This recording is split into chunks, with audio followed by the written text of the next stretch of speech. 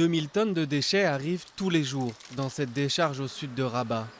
Avant 2011, ces anciens chiffonniers marocains sillonnaient les rues nuit et jour en tirant leurs chariots pour ramasser des déchets. Mais ils se sont organisés pour trier les ordures et améliorer leurs conditions de travail. Les choses se sont améliorées depuis que nous sommes ici. Nous nous sommes débarrassés du travail sous le soleil ou la pluie. Ici, nous avons une assurance et une sécurité sociale et les revenus nous aident à soutenir nos enfants et nos familles.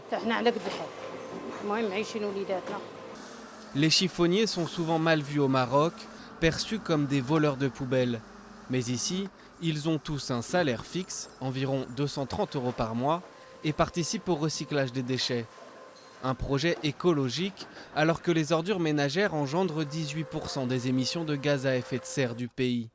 L'entreprise qui gère la décharge a même investi 650 000 € dans la petite coopérative. Ces 150 personnes maintenant se sont constituées en coopérative et gagnent leur vie, et honnêtement je dirais leur vie en coopérative. Donc ils ont retrouvé leur dignité, etc. Et maintenant ils font leur propre business et je trouve qu'ils se sont très bien organisés. Et en fin de compte l'intérêt c'était de permettre à 150 familles de continuer à vivre. Le gouvernement marocain s'est engagé à baisser ses émissions de gaz à effet de serre de 13% d'ici 2020. Un objectif ambitieux qui passe par un soutien accru à ce type de coopérative et par la destruction progressive des 220 décharges sauvages qui existent toujours dans le pays.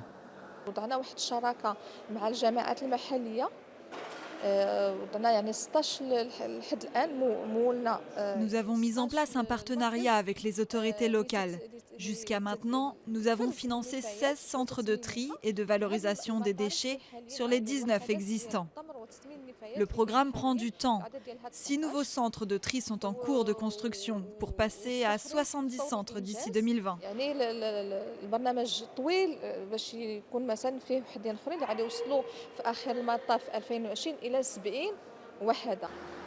À leur niveau, les chiffonniers participent donc à la transformation écologique du Maroc, alors que le recyclage n'existe toujours pas au niveau du consommateur et que le pays accueillera la conférence sur le climat en 2016.